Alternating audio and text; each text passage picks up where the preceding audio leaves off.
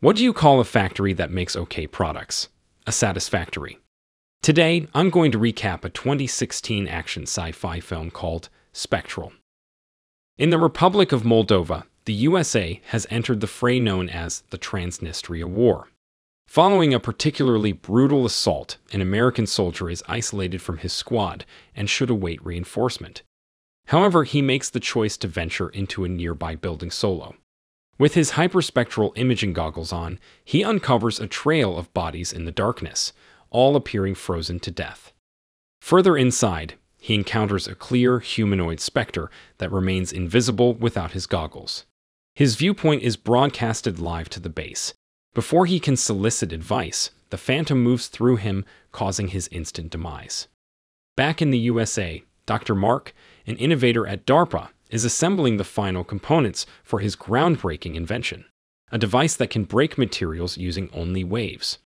Once complete, he showcases it to senior officials, who swiftly propose human trials for potential militarization. Mark is apprehensive about weaponizing his creation, but he's reminded of his allegiance to the state and its priorities. In a related development, a directive from the military beckons Mark to Moldova to address issues with the goggles he pioneered. Upon landing at the U.S. base, he is greeted by General Orland and CIA agent Fran.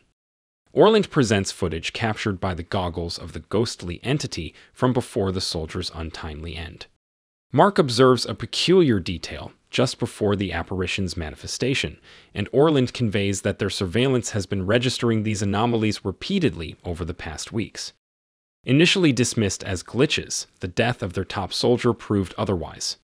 Post-mortem examinations unveiled frozen internal organs, juxtaposed with external burns and decay. Recent times have seen an increase in such mysterious deaths, with their Moldovan counterparts equally baffled. Local youths have graffitied genocide errataire at crime scenes, with errataire being folklore pertaining to war specters. The CIA speculates about advanced invisibility tech, but that doesn't elucidate the soldier's end. Eager for a closer examination of these phenomena, Mark reveals he has a hyperspectral camera on hand, an advanced variant of the goggles that captures a broader light spectrum. Orland consents to dispatching Mark with a Delta Force squad on a mission to locate another missing unit. As Mark sets up the camera atop a military vehicle, he draws playful jests from the troops about tampering with their gear. Captain Cabrera, having a long-standing camaraderie with Mark, quickly reprimands the squad, highlighting that it was Mark's team that engineered these trucks initially. Major Sessions, skeptical about Mark's involvement, seeks assurance that Mark's equipment will indeed provide them better protection. Soon after, the unit congregates to understand their mission specifics. Another squad has vanished inside a multi-story apartment complex, losing touch just a day prior. They will be navigating zones occupied by rebels, necessitating preparedness for combat. Encounters with the mysterious phenomenon need to be dealt with, but the primary focus remains on rescuing any survivors and extracting safely. Fran posits that these enigmatic entities are likely soldiers using state-of-the-art electronic stealth technology, overriding any attempt by Mark to counter her. Fran is also set to join the mission, assigning Mark to the truck to oversee the video feed from the soldiers' helmet cameras. Navigating to the building goes off without a hitch. Initial rooms are deserted, but venturing further reveals a mix of deceased soldiers and rebels, all under eerily similar circumstances. Sensing some activity via sensors, Cabrera directs his unit towards an overturned bathtub, revealing Sergeant Comstock underneath. Comstock recounts the tragic demise of his squad and speaks of witnessing something beyond comprehension, insisting its nature was supernatural. As they ascend to the subsequent floor, they're met with one of these ghostly entities. A soldier unloads his weapon at the figure to no effect, only for the specter to phase through him, causing his immediate death. The entity wreaks havoc on the squad, with bullets proving futile, leading to further casualties. Mark urges a retreat, countered by Fran citing the need for more intel. As the situation deteriorates with soldiers resorting to explosives, Cabrera mandates a withdrawal. The few survivors scramble, improvising an escape route using wires from windows. However, the relentless specter pursues, culminating in several more losses. In the midst of this chaos, Mark employs his hyperspectral camera, capturing the entity's disturbingly human-like appearance. A brave attempt by Cabrera to confront the entity proves fatal. His sacrifice, however, buys enough time for the remnants of the squad to board the truck and speed away. During their escape, Mark questions Comstock about his experience. While Comstock begins to share, tragedy strikes again. The truck's jolt reveals that they've inadvertently driven into a minefield. The impact claims Comstock and the drivers among its victims. Mark swiftly secures the hyperspectral camera, and the group takes refuge in a derelict factory, attempting to establish contact with their base. However, radio transmissions are compromised. A discussion ensues about the strange events, culminating in the team accepting the supernatural nature of the entities. Mark emphasizes the Spectre's unmistakably humanoid form and its sentient demeanor, although its exact nature remains an enigma. The soldiers' goggles were destroyed in the truck mishap, but Mark's camera might offer an external view. Using it, they discern several of these specters, converging on their location, seemingly deterred by a circle of iron fillings encircling the building. This barrier, they realize, was intentionally placed, perhaps as a protective measure. Suddenly, noise emanates from an adjacent chamber. On opening fire at the door, they find, to their surprise, two local siblings, Sari and Bogdan, who are evidently startled. Fran communicates with them in their native tongue, discovering they've been sheltering alone. The room also contains a powerful transmission setup, which, while risky due to its wide range, is their sole link to the outside. As the military personnel attempt communication with the base, Mark, with Fran translating, converses with the siblings. Sari reveals their father created the iron barrier, and she believes these entities to be tormented spirits caught in liminal space. She escorts Mark and Fran to her father's location, a sad revelation awaiting. Their father perished setting up the barrier, a fact Sari shielded from Bogdan, letting him believe their father had gone for aid. On examining the deceased, Mark finds a necklace with a ceramic piece and a map pinpointing Masarov, a riverside district. According to Sari, the specters first manifested in Masarov. Later, the group receives word from the base. Dawn rescue is planned at a nearby plaza via helicopters and tanks. This sparks debate about the location's vulnerability, but Mark devises a strategy. The factory's abundant iron fillings can be weaponized into bombs targeting the specters. Moreover, he adapts the hyperspectral camera into a powerful spotlight, capable of unmasking these entities in the open. Details of this innovative modification are relayed to their base, ensuring the rescue team is similarly equipped for a safe extraction. As the group busies themselves, Sari finally reveals the truth to Bogdan about their father's demise and hands him the inherited necklace. Shortly after, unsettling noises emerge from the surroundings. Using the newly fashioned searchlight, they discern specters scaling an adjacent building and utilizing power lines to bypass the protective barrier. Anticipating an attack, the team, guided by Sari, hastily makes an exit from the rear of the building. Yet the relentless specters persistently chase them. Deploying the searchlight, Mark illuminates the specters, allowing the soldiers to target them using bullets filled with iron. These prove effective, inflicting harm on the specters, though the recoil occasionally affects the soldiers.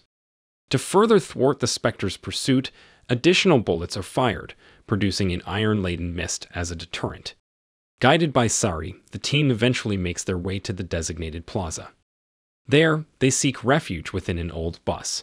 Mark observes the searchlight's diminishing power, which renders them vulnerable to unseen threats. As tension escalates, noises draw nearer, but it's their rescue tanks, equipped with their own searchlights.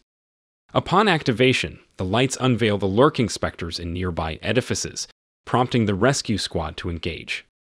However, lacking knowledge about the specters' weaknesses, many of the rescuers, armed with standard weaponry, fall victim. Notably, the specters target the tanks, annihilating their searchlights. They, however, seem repelled by the tank's ceramic components, an observation not lost on Mark. Amidst the chaos, Bogdan goes missing, and in a desperate search for his father's necklace he had inadvertently dropped, he encounters a deadly specter. Despite Sari's frantic attempt to save him, Bogdan succumbs, leaving Mark to deliver the grim news to Fran, who consoles the devastated Sari. With the specters congregating menacingly, the situation appears dire. A glimmer of hope emerges as helicopters touch down. Observing that the gusts from the rotor blades hinder the specters, Mark quickly utilizes all the iron grenades in his possession, shattering them on the ground. The gusts of wind carry the iron particles towards the specters, acting as a barrier and allowing the group to make their getaway. Upon the helicopter's ascent, the team discerns an unexpected route deviation. Instead of returning to the base, which has been infiltrated, their destination is now a refugee hideout. Peering down, they witness a city overrun with specters wreaking havoc. Upon reaching the bunker, the guards instinctively aim their firearms at the arriving team, but Fran, using her linguistic skills, manages to clear the air and secure their entry. Inside, while soldiers inspect the facility for any security breaches, Mark and Fran escort an injured Sari, whose shoulder was pierced by shrapnel during their flight, to a medical professional. To divert Sari's attention from the pain, Mark presents her with her father's necklace, which he had recovered from Bogdan. Probing further about her father's knowledge regarding the specters, Sari recalls his creation of ceramic containers for Masarov, the origin of the specters.